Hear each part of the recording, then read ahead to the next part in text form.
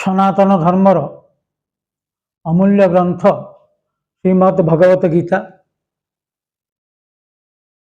ଯାହା ମୁଁ କହିଛି ଶ୍ରୀମଦ୍ ଭଗବତ ଗୀତା ବେଦର ଜ୍ଞାନ କାଣ୍ଡ, ବେଦର ଜ୍ଞାନ ଭାଗ ବା ବେଦର ସାର।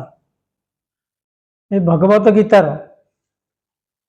ଅଷ୍ଟମ ଅଧ୍ୟାୟର ନାମ ହେଉଛି ଅକ୍ଷର ବ୍ରହ୍ମଯୋଗ। ଏ ଅକ୍ଷର ବ୍ରହ୍ମଯୋଗରେ ଭଗବାନ ଶ୍ରୀକୃଷ୍ଣ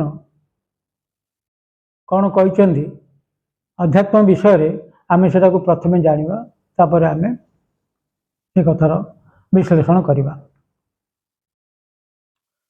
ପ୍ରଥମ ଶ୍ଲୋକଟି ହେଉଛି ଅର୍ଜୁନ ଉବାଚ। ଅର୍ଜୁନ ପଚାରିଛନ୍ତି ଭଗବାନ ଶ୍ରୀକୃଷ୍ଣଙ୍କୁ, କିଂ ତତ୍ ବ୍ରହ୍ମ, ବ୍ରହ୍ମ କ'ଣ? କିଂ ଅଧ୍ୟାତ୍ମଂ, ଅଧ୍ୟାତ୍ମ କ'ଣ? କିଂ କର୍ମ, ପୁରୁଷୋତ୍ତମ, ହେ ପୁରୁଷୋତ୍ତମ କର୍ମ କ'ଣ? ଅଧିଭୂତଂ ଚ କିଂ, ଅଧିଭୂତ କ'ଣ? ଅଧିପ୍ରୋକ୍ତମ ଅଧିଦୈବମ୍, ଅଧିଦୈବ କ'ଣ?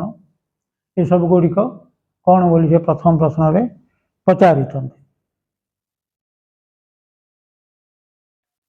ତାର ଉତ୍ତରରେ ଶ୍ରୀକୃଷ୍ଣ ଭଗବାନ କହିଛନ୍ତି ତୃତୀୟ ଶ୍ଲୋକରେ, ସ୍ୱଭାବ ଅଧ୍ୟାତ୍ମମ୍ ଉଚ୍ୟତେ। ସ୍ୱଭାବ ହେଉଛି ଅଧ୍ୟାତ୍ମ। ସ୍ୱଭାବ ଅର୍ଥ ନିଜର ଭାବ, ନିଜର ଭାବକୁ ହିଁ ଆମେ ଅଧ୍ୟାତ୍ମ କହିବା। ଶ୍ରୀକୃଷ୍ଣ ଯାହା କହିଛନ୍ତି ଅର୍ଜୁନଙ୍କୁ, ଯାହା ଉପଦେଶ ପ୍ରଦାନ କରିଛନ୍ତି, ଆଧ୍ୟାତ୍ମିକ ଜ୍ଞାନ ପ୍ରଦାନ କରିଛନ୍ତି, ସେ କହିଛନ୍ତି ଅଧ୍ୟାତ୍ମ ସ୍ୱଭାବମ୍ ଉଚ୍ୟତେ।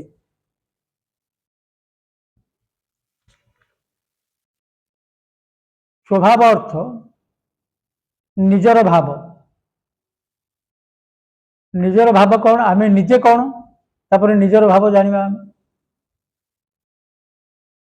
ଆମେ ଦେଖୁଛେ ଆମର ସ୍ଥୂଳ ଶରୀର, ଆମେ ଯେଉଁ ଶରୀରଟାକୁ ଦେଖୁଛେ, ଆମର ହାତ, ଗୋଡ଼, ମୁହଁ, ଆଖି, ଉଦର, ଏସବୁ ଇଏ ହେଉଛି ସ୍ଥୂଳ ଶରୀର, ଯାହାକୁ ଆମେ ଦେଖିପାରୁଛେ, ଛୁଇଁ ପାରୁଛେ, ଇଏ ହେଉଛି ସ୍ଥୂଳ ଶରୀର। ସେହିପରି ପ୍ରତି ମନୁଷ୍ୟର ତିନୋଟି ଶରୀର ଅଛି, ସ୍ଥୂଳ ଶରୀର, ସୂକ୍ଷ୍ମ ଶରୀର ଏବଂ କାରଣ ଶରୀର।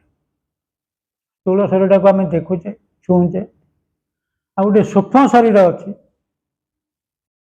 ଯେଉଁଟାକୁ ମନ, ବୁଦ୍ଧି, ଚିତ୍ତ, ଅହଙ୍କାର କୁହାଯାଏ।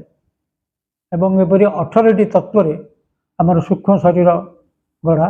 ପଞ୍ଚ ଜ୍ଞାନେନ୍ଦ୍ରିୟ, ପଞ୍ଚ କର୍ମେନ୍ଦ୍ରିୟ, ମନ, ବୁଦ୍ଧି, ଚିତ୍ତ, ଅହଙ୍କାର, ପଞ୍ଚ ପ୍ରାଣ, ଏହିପରି 18ଟି ତତ୍ତ୍ୱରେ ଆମର ସୂକ୍ଷ୍ମ ଶରୀର ଗଢ଼ା। ସୂକ୍ଷ୍ମ ଶରୀର ଆମେ ତାକୁ କହୁଛେ, ଯାହାକୁ ଆମେ ଦେଖିପାରୁନେ ତାହା ହେଲା ସୂକ୍ଷ୍ମ ଶରୀର। ଆମର ମନ ଅଛି, ଆମେ ଦେଖିପାରୁନେ। ଆମର ବୁଦ୍ଧି ଅଛି, ଆମେ ଦେଖିପାରୁନେ। ଯାହାକୁ ଆମେ ଚକ୍ଷୁ ଦ୍ୱାରା ଦେଖିପାରୁନେ ତାହା ହେଲା ସୂକ୍ଷ୍ମ ଶରୀର। ତାପରେ ଆଉ ଗୋଟିଏ ହେଲା କାରଣ ଶରୀର। କାରଣ ଶରୀର, ଯେଉଁ କାରଣ ଯୋଗୁଁ ଆମକୁ ସୂକ୍ଷ୍ମ ଶରୀର ମିଳୁଛି, ସ୍ଥୂଳ ଶରୀର ମିଳୁଛି। ଆମେ ଯେତେବେଳେ ଜନ୍ମ ମୃତ୍ୟୁ ଚକ୍ରରେ ପଡ଼ି ଜନ୍ମଗ୍ରହଣ କରିଥାଉ, ଆମେ ସୂକ୍ଷ୍ମ ଶରୀର, ସ୍ଥୂଳ ଶରୀର ପାଇଥାଉ। এই ସ୍ଥୂଳ ଶରୀର, ସୂକ୍ଷ୍ମ ଶରୀରର ମୂଳ କାରଣ ଯେଉଁଠି, ସେଇଟା ହେଉଛି କାରଣ ଶରୀର। ମୂଳ କାରଣ ହେଲା ଆମର ଅବିଦ୍ୟା। ଅବିଦ୍ୟା ଅର୍ଥ ଅଜ୍ଞାନ। ଅଜ୍ଞାନରେ ବୁଡ଼ି ରହି ଆମେ କାମ, କ୍ରୋଧ, ଲୋଭ, ମୋହ, ମଦ, ମାତ୍ସର୍ଯ୍ୟ, ଅହଙ୍କାର, ଏହିସବୁଥିରେ ଆମେ ମନ ଧ୍ୟାନ ଦେଇଥାଉ। ଈଶ୍ୱରଙ୍କ ଠାରୁ ଦୂରେଇ ଯାଇଥାଉ। ଜ୍ଞାନ କ'ଣ ଜାଣିନଥାଉ, ଭକ୍ତି କ'ଣ ଜାଣିନଥାଉ। ଶଙ୍କରାଚାର୍ଯ୍ୟ କହିଛନ୍ତି ଜ୍ଞାନାତ୍ ମୁକ୍ତି। ଜ୍ଞାନ ବଦଳରେ ହିଁ ମୁକ୍ତି ମିଳିବ। ସେଇ ଜ୍ଞାନ କ'ଣ? ଆଧ୍ୟାତ୍ମିକ ଜ୍ଞାନ। କିନ୍ତୁ ଆମେ ତାଠାରୁ ଦୂରେଇ ଯିବା ଫଳରେ ମୁକ୍ତି ଆମର ନାହିଁ, ଆମେ ବାରମ୍ବାର ଜନ୍ମ ଗ୍ରହଣ କରିଥାଉ। ସେଇଟା ହେଉଛି ଅବିଦ୍ୟା। ଈଶ୍ୱରଙ୍କ ପ୍ରତି ଧାବିତ ନ ହେବା, ଆଧ୍ୟାତ୍ମିକ ଜ୍ଞାନ ଅର୍ଜନ ନ କରିବା, ଇଏ ହେଉଛି ଅବିଦ୍ୟା। ଅବିଦ୍ୟା ହେଉଛି କାରଣ ଶରୀର। ଆଉ ସେଇ କାରଣ ଯୋଗୁଁ ହିଁ ଆମେ ସୂକ୍ଷ୍ମ ଶରୀର, ସ୍ଥୂଳ ଶରୀର ଧାରଣ କରିଥାଉ। ହେଲେ ଆମେ ଦେଖିବା, ଆମେ ତ ଜାଣିଲେ ଆମର ତିନୋଟି ଶରୀର। ତା ବ୍ୟତୀତ ସ୍ୱଭାବ କ'ଣ, ନିଜର ଭାବଟା କ'ଣ, ଆମେ ସେଇ କଥା ଜାଣିବା।